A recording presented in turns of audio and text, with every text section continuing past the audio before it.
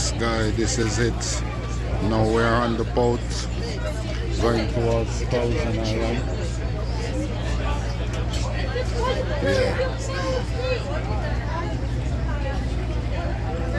This is what the islands look like.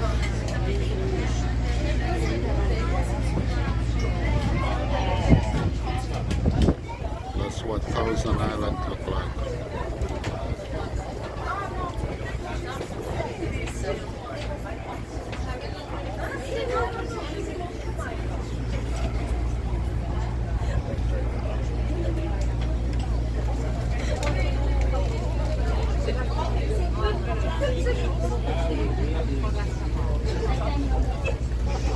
Of the harbor, where our journey will begin, but first, these short announcements about shipboard safety.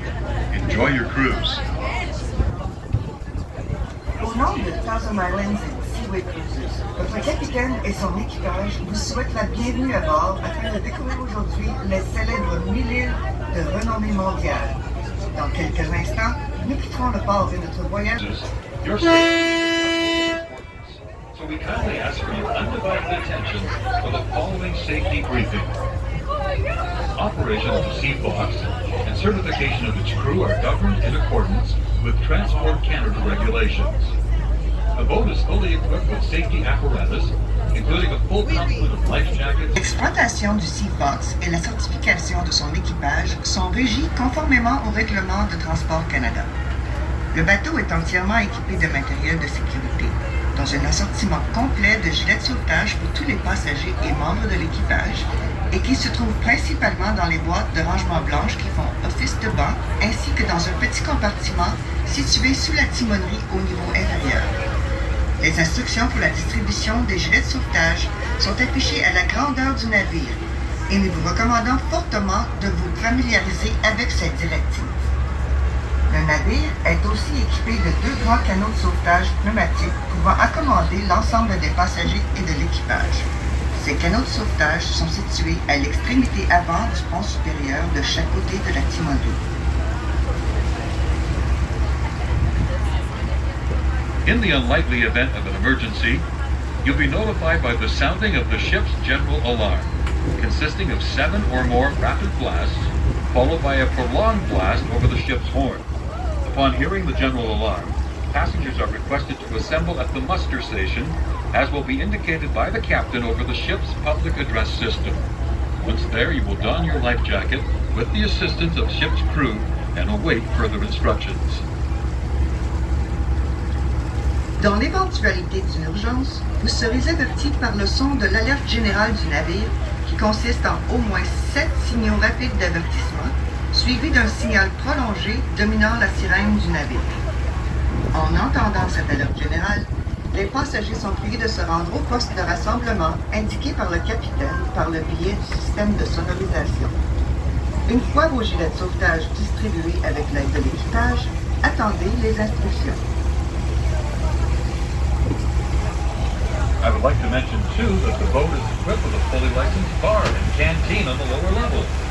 We offer a fine selection of beer, wine, and other spirits, together with non-alcoholic beverages, and some small snack items anywhere. Cash, credit, and debit transactions are available. Please feel free to visit the canteen at your leisure during the tour. Also, on the lower level, you'll find the washroom facilities located adjacent to either side of the canteen. J'aimerais mentionner aussi que le bateau dispose d'un bar complet avec permis et d'une cantine au niveau inférieur où sont servis une belle sélection de bières, vins et autres spiritueux, en plus de boissons non alcoolisées et de collations. Les transactions en argent comptant et par carte de débit ou crédit sont acceptées. Alors, n'hésitez pas à visiter la cantine durant l'excursion. Aussi, au niveau inférieur, vous trouverez des installations sanitaires de chaque côté de la cantine. One word of caution, if you're moving about the boat, please use the handrails when you're transiting the stairs. Refrain from standing, sitting on the railings, and passengers with small children are advised to keep their children with them at all times during this tour. Car cette nuit indique le lieu où se trouve l'étage du Robert Garcia. Une base de sauvetage qui coule au fond du fleuve, marquant le début d'une histoire.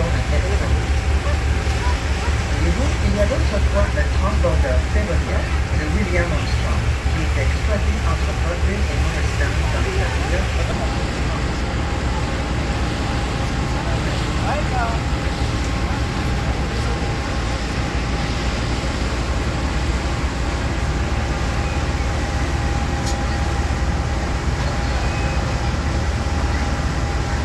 Coming up on our left, the boathouses on the waterfront there mark the beginning of Rockville's Billionaires Road. Interesting bit of trivia about Rockville is that it once was the millionaires' capital of Canada.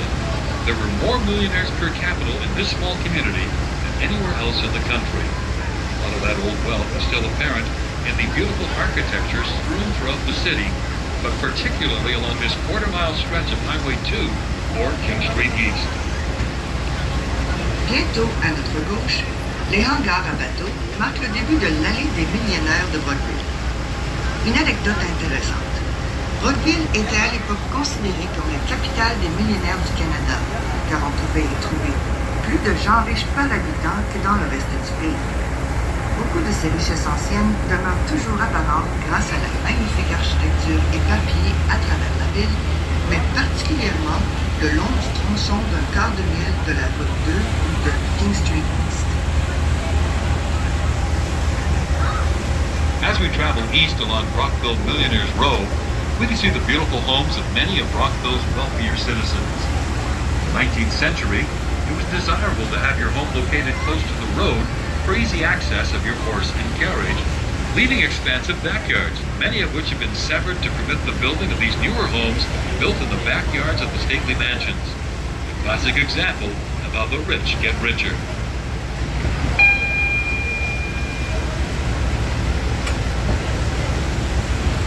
Coming in and out of view high behind the tall trees to our left is one of Rockville's most stately waterfront mansions, known as Fulford Place. Built in 1900, Fulford Place is a 20,000 square foot Edwardian mansion built by George Taylor Fulford on the proceeds of his patent medicine empire. Apparaissant par intermittence, But anything that ailed you and were marketed around the world. The fact of the matter was that these miracle pills were nothing more than sugar-coated iron supplements or placebo, so when they tightened up the Patent Medicine Act in Canada, George Fulford promptly moved his operations across the river to Morristown, New York, and Fulford Place became his family's exclusive summer retreat. Fulford Place is now owned by the Ontario Heritage Foundation. It's open for guided tours on most days during the summer months, something you may wish to take in during your stay here in Rockville, the city of the Thousand Islands.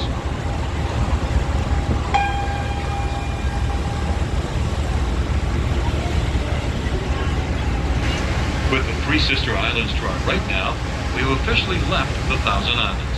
In fact, if you look downstream to our left, you can see there are no more islands to be had. On a clear day, you may be able to see the towering abutments of the Johnstown Bridge, linking the community of Prescott, Ontario with Ogdensburg, New York. The Johnstown Bridge is located some 30 kilometers downstream from this point. nous avons officiellement Precariously perched on the dying limbs of the trees on McNair Island to our right. This is These an are island. cormorants, This is the one. scavenger bird, and other True beautiful sister island. having first appeared here in the That's last two. 40 years or so.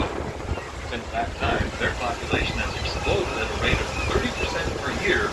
This has raised the ire of many inland fishermen who are concerned about the effects of the birds on depleting fish stocks in the Great Lakes.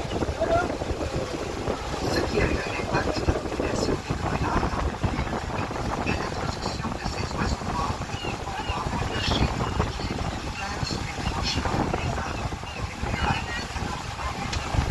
Ce sont des cormorans, des charognards relativement nouveaux dans le monde et dont la première apparition remonte à environ 40 ans. Depuis ce temps, leur population a augmenté de 30% par an, ce qui a suscité la colère de plusieurs pêcheurs profonds. So this is 3 islands out of the 1,000.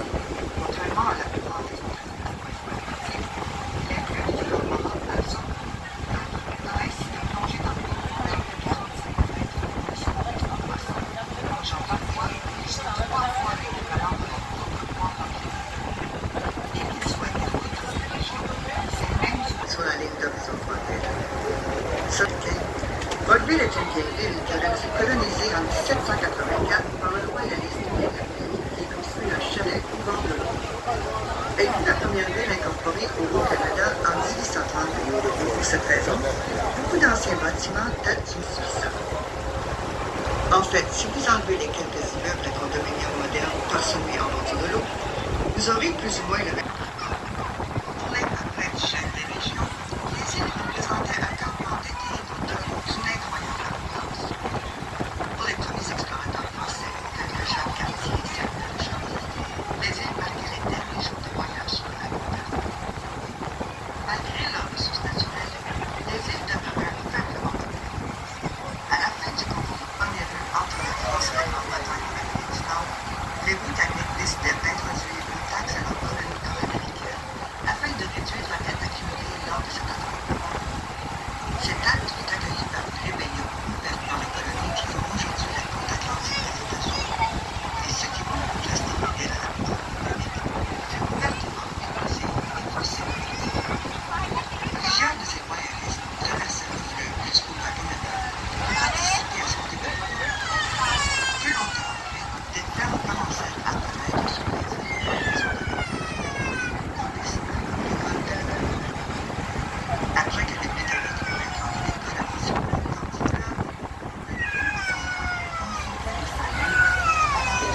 et établit des cantons à l'opposé du pays sur les routes de l'économie. The popularity of the Thousand Islands developed shortly after the American Civil War. With the introduction of efficient rail transportation, Americans and Canadians started to venture further and further from their homes. Thousand Islands have become a popular destination for anglers and was recognized as one of the best freshwater sport fishing regions in all of North America. Hotels were built to cater to the anglers' interest in the New York Central Railway, though the northern terminus of the village of Wayne, New York. Soon, wealthy families from New York and Philadelphia began to visit the area by rail during the summer months. La notoriété de Belleville connut une croissance peu après la guerre civile américaine. Avec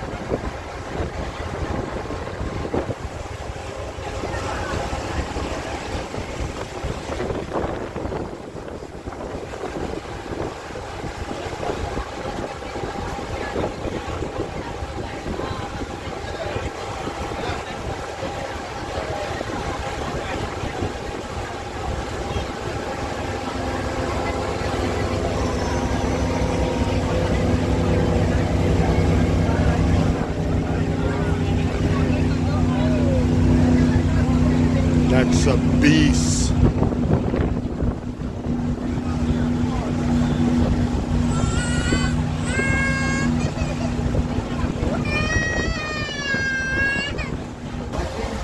fut nommé en l'honneur du général Sir Eisenhower, personnalité éminente militaire et politique durant la guerre de 1812. Il sortit vainqueur des batailles de Détroit et de Princeton près de Niagara Falls.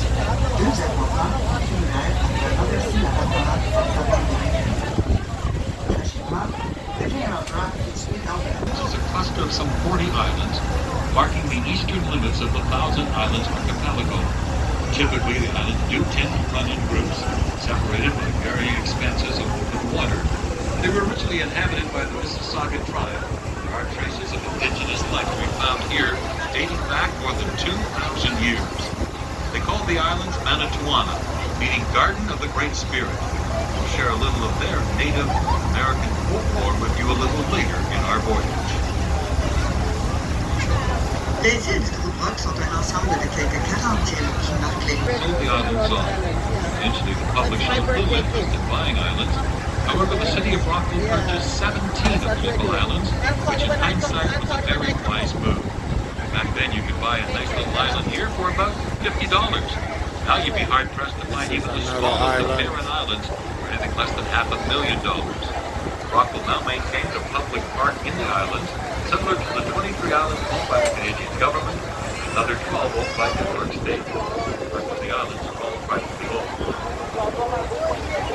Cependant, en 1890, les Mississauga abandonnèrent les îles en faveur de règlements en espèces et les gouvernements les vendirent à son tour. Initialement, le public montra peu d'intérêt pour l'acquisition de ces îles. Mais la ville de Vaudeville acheta 17 d'entre elles, ce qui, avec du recul, s'avéra une initiative très judicieuse. À l'époque, vous pouviez acheter ici une jolie petite île pour environ 50 $. Aujourd'hui, vous ne trouverez rien à moins d'un demi-million, même la plus petite parcelle de terre avec. Vaudeville y entretient maintenant l'école publique, de la même manière que le gouvernement canadien s'occupe des 23 îles dont il est propriétaire et l'État de New York en possède 12. Le reste des îles sont tout privées.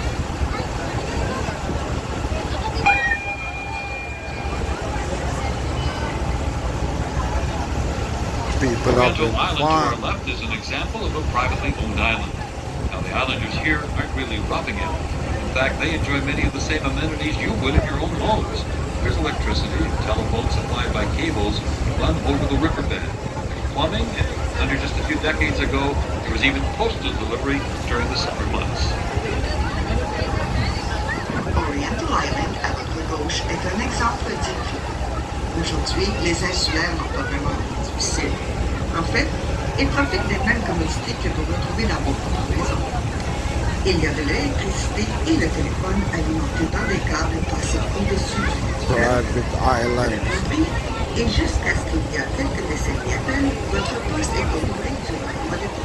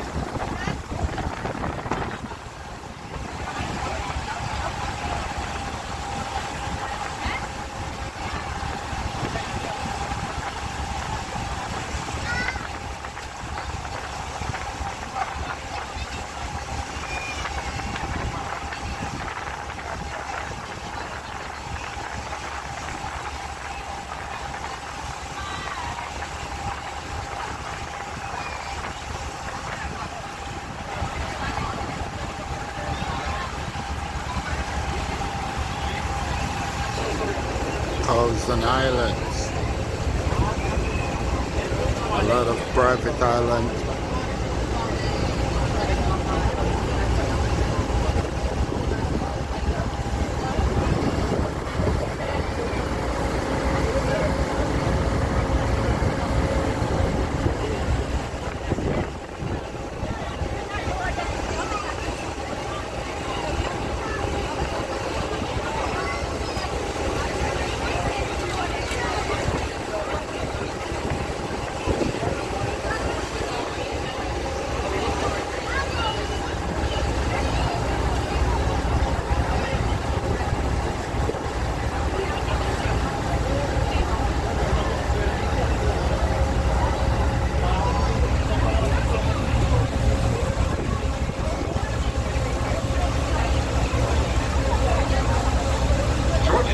take you through one of the narrowest channels along our route today.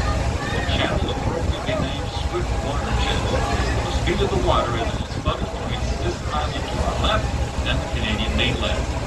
Current through here at great speeds of 5 miles or 8 kilometers an hour. And perhaps you may even notice that the boat slows down a bit as we pass through. Bientôt, nous emprunterons le canal le plus étroit dans notre aventure. Appelé Swiftwater Channel, ce canal portait son nom à cause de la vitesse à laquelle l'eau s'achemine entre Smith Island à notre gauche et la partie continentale canadienne. Le courant ici peut atteindre 7,8 km/h.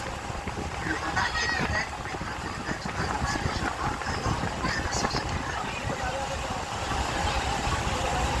Admittedly, 8 kilometers an hour might not sound like much until you consider the fact that it takes a single drop of water more than a decade to work its way out of the Great Lakes at the head of Lake Superior to the Atlantic Ocean. Il est vrai que 8 km semble peu, jusqu'à ce que vous réalisez le fait qu'une seule goutte d'eau prendra plus de 10 ans de partir des Grands Lacs, plus précisément de la pointe du lac supérieur, pour se rendre jusqu'à l'océan Atlantique.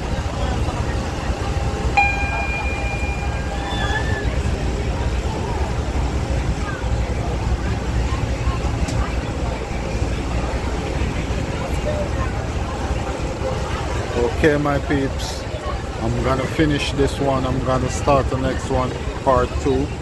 So hit that thumbs up button. You can hit that subscribe button. I'd appreciate it. Thank you so much.